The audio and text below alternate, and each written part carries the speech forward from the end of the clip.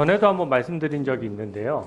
그 법사위원장님께서 저희 국민의힘 소속 법사위원들이 발언했을 때 계속 그 평가를 하시는데 제가 어떻게 뭐 의사진행 발언이라면 또 제가 이해를 좀 하겠습니다. 근데 지금 방금은 조배숙 의원께서 본질의를 하는데 본질의 내용에 대해서 지금 사회를 보시는 위원장께서 하시는 거거든요. 법사위원장께서 법사위원들에 대한 상급자는 아니지 않습니까? 그래서 잠깐 주진 의원님, 예. 주진 의원님 발언 시간 드릴 테니까 잠깐만 멈춰 주세요. 제가 분명히 말씀드렸어요. 조배숙 의원님과 무관하게 제가 얘기를 한다고. 그리고 잠깐 들어보세요. 우리가 윤석열 대통령 탄핵 청원 140만 원 왔고 자동 분류가 돼서 법사위로 왔잖아요. 그러면 법사위원장으로서 그거 하면 안 됩니까? 하면 안 돼요? 해야 되는 거죠. 자, 보세요. 그리고 검사 탄핵 청문회도 본회의에서 법사위로 회부했어요. 당연히 해야 되죠. 그렇지 않습니까? 그래서 우리 법사위에서 기왕 한 일이고 또 앞으로 벌어질 일에 대해서 자꾸 불법을 주장하거나 위원장이 무슨 편법을 사용해서 하는 듯한 그런 것은 자제해달라고 오늘뿐만 아니라 그전에도 계속 말씀드렸죠. 근데 국민의힘 의원들께서 계속 하세요. 그러니까 법대로 진행하고 있는 부분에 대해서는 인정을 하셔야죠. 그리고 내용을 주장하시라는 말이에요. 근데 법사위에서 법대로 진행되는 회의 자체를 부정하거나 그거에 대해서 비난을 하시면 위원장으로서 이 회의를 진행하는 위원장으로서는 그럼 뭐가 됩니까? 그 부분을 말씀드린 거예요. 그 하면서 내용상 얼마든지 주장하시라고요. 그것이 못마땅하더라도 그런 것을 제가 말씀드리는 거예요. 그래서 그런 부분을 참조해서 말씀해 주시기 바랍니다. 네, 계속하세요. 그러면은 아니 본질의 시간이 이제 정해져 있지 않습니까? 그래서 제가 드리고 싶은 말씀은 그겁니다.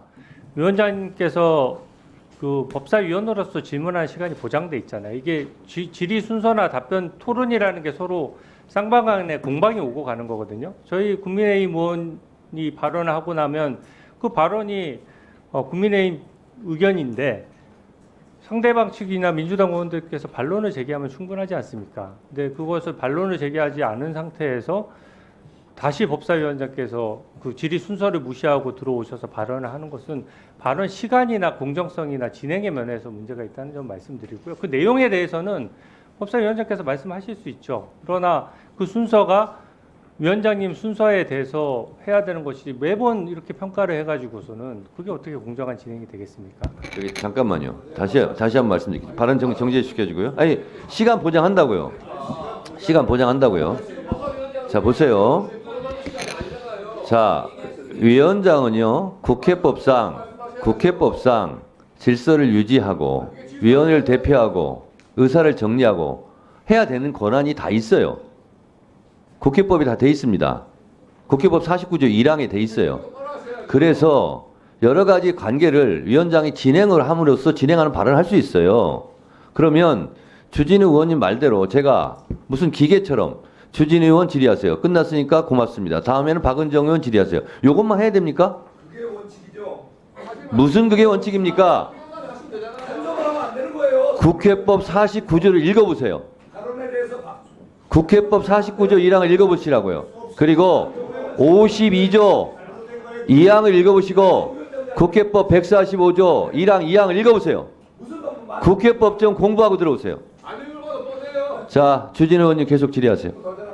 제가 마지막으로 지난 21대 국회에서 저희 국민의힘 의원이 법사위원장을 할 때도 심지어 법사위원으로서 발언할 때는 위원장석에서 내려오라고까지 민주당에 주장했었어요. 그만큼 회의 진행은 공정해야 되는 것이고 시간 배분에 있어서 매번 그 순서를 저는 문제 삼는 건데 발언의 그 시간 분량도 너무 많을 뿐더러 순서가 국민의힘 얘기하고 법사위원장 말씀하시고 또 민주당 의원께서 말씀하시고 이렇게 돼가지고서는 저는 이 부분은 계속 문제 제기를 할 수밖에 없고요. 제가 정책 질의로 넘어가서 저는 딥페이크 성범죄에 대해서 얼마 전에 아주 강력한 법안이 통과됐습니다.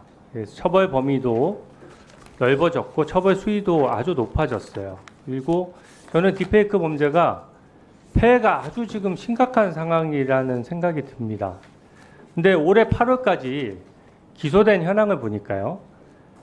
이 그 허위 영상물 편집 반포 등이라는 규정이 적용돼서 기소된 게 29건밖에 안 돼요. 그 중에서 불과 4명만 구속 기소가 됐고 21명이 불구속 기소됐고 4명이 벌금 처분이 내려졌거든요. 이 여러 원인이 중첩됐지만 이 정도면은 범죄 대응 효과가 거의 유명무실할 정도입니다. 그래서 제가 법원에 이건 뭐 법원의 탓을 하는 것이 아니라 좀 도와주십사 하는 말씀을 드리고 싶은데요. 예. 이 사회 현상이 좀 심각하니까. 근데 제가 접수 현황을 봤더니 이제 올해 1월부터 8월까지 222건이 접수가 됐어요. 근데 기소는 29건만 됐다는 얘기는 뭐냐면 겨우 10% 정도만 기소가 되는 겁니다. 안 그래도 신고 안 되는 암수 범죄율이 높은데 이걸 접수할 정도라면 굉장히 피해가 심각해서 신고를 하는 것이거든요. 그 중에서도 기소율이 10%밖에 안 돼요. 물론 이건 제가 법무부 때도 질의할 내용이지만 이거는 영장이라든지 양형 기준에 있어서 이 사회 현상에 대한 이해도를 그 존경하는 재판장님들께서 좀 상당히 이해하는 게 필요하고 그 부분에 대해서 법원, 행정처, 사법연수원, 양형위원회가 동시에 작동을 해줘야 저는 가능하다고 생각하거든요. 근데 먼저 권기현 사법연수원장께 한번 여쭤보겠습니다. 지금 아까 온라인 교육도 하고 성범죄 전담 재판부 교육도 잘 하고 계신 것으로 제가 들었는데 지금 딥페이크 강좌가 딱 그 딥페이크를 찍어서 강좌가 개설돼 있습니까? 예, 지금 그 전반적으로 하고 있고요. 네. 특히 올해 같은 경우에는 특정 주제 세미나로 그래가지고 재판 절차에서의 피해자 보호에 관한 부분까지도 예, 함께 좋습니다. 이게 종합적으로 하시는 건 하시는데 이렇게 딥페이크 범죄 사회가 떠들썩할 때는 아까 말씀하신 온라인 교육으로 딥페이크 범죄 수법이라든지 어차피 재판장들을 상대로 하는 거잖아요. 그래서 저는 조금 더 법무부가 또 해야 되는 일이지만 법원 행정처나 어떤 그 법원 행정을 하시는 분들도 온라인 교육이나 이런 부분에 대해서 빨리 만들어서 조금 교육할 필요가 있다고 생각하는데 동의하십니까? 예, 유념해서 검토하겠습니다. 예. 두 번째로는 법원 행정처장님께도 좀 부탁드리겠는데요. 예. 이게 아까 말씀드렸다시피 적발률이 너무 떨어지는데 우리가 법익균형의 원칙이라고 하는데 보통 피의자와 피고인 인권도 당연히 중요하죠. 그만큼 피해자 인권도 중요하고 이거는 제가 왜 이거를 걱정하냐면 딥페이크 범죄는 너무 범죄에 노출되는 가능성이 너무 무작위고 너무 커요. 누구나 당할 수 있고 사진 한 장만 있으면 엄청난 피해를 입을 수 있는 거거든요. 예. 그래서 이거는 거의 마약 사범 이상에 준해서 좀 대처를 해야 되는데 지금은 은밀한 범죄다 보니까 대부분 다크웹이나 이런 거 이용해서 하다 보니까 영장을 어느 정도는 좀 신속하고 좀 어느 정도 범위를 넓게 받아야 저는 추적 수사가 가능하다고 생각합니다. 제가 수사 실무를 한번 담당해 본 사람으로서 이 현실적인 우려가 있는 거거든요. 그래서 이 부분에 대해서 법원이 균형을 잡으면서도 현 실태에 대한 교육과 어떤 영장 발부 기준에 대한 좀 고찰이 있어야 된다고 생각하는데 법원 행정처 차원에서 좀 검토를 해주십시오. 예. 마지막으로 그 이상원 양형위원장님께 또 말씀을 드리겠습니다. 얼마 전에 제가 보니까 이 양형위원회의 운영 그 실태를 보니까 이게 양형위원회의 양형 기준이 바뀌는 게 양형위원회 임기가 2년이다 보니까 2년의 첫 번째 회의에서 뭘 바꿀지를 결정을 하고 그것을 심의해서 2년 내에 바꿔 가시는 것 같아요.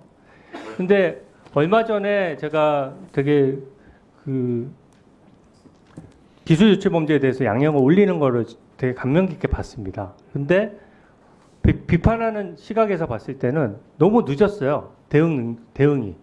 그러니까 실컷 기술 유출 범죄에서 지금 100조가 국부가 유출됐느냐 안 됐느냐 하는데 이게 지금 항상 좀 늦단 말이죠. 근데 딥페이크 범죄 어떻습니까? 지금 통과됐는데 양형위원회 지금 보면 2년마다 한 번씩 범죄를 선정해서 대응에 문제가 있어서 이런 것들은 끼워 넣어서더라도 빨리 양형 기준을 좀 마련해 주시기 바랍니다. 답변 드려도 되겠습니다. 지금 위원님이 말씀하시는 바로 그 부분이 제가 양형위원장을 맡고 나서 느낀 문제점 중에 하나인데, 사실 이 양형 기준을 설정을 하고 자꾸 이제 수정하는 작업도 계속 업데이트를 해야 하지만, 제가 현실을 보니까 이제 인력과 예산이 턱없이 부족해서요.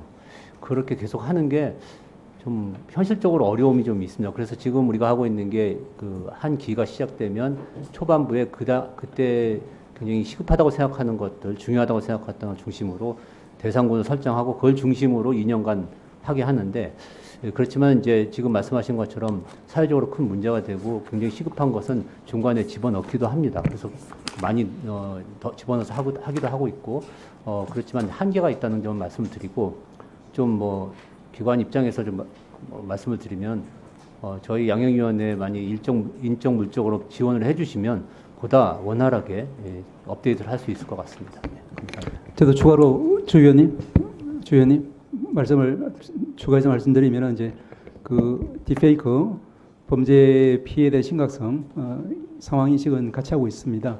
그런데 조금 전에 주신 그 말씀 부분 관련해서는 잘 아시다시피 양형 기준이라고 하는 게 경험적인 접근을 위주로 하면서 거기다가 규범적인 조정을 좀 하는 것 아니겠습니까?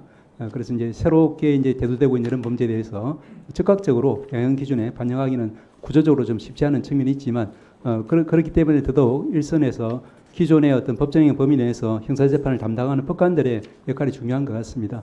조금 전에 주신 그 이제 상황 인식은 저희들이 공유를 해서 잘 충실히 한번 반영하도록 검토해 보겠습니다.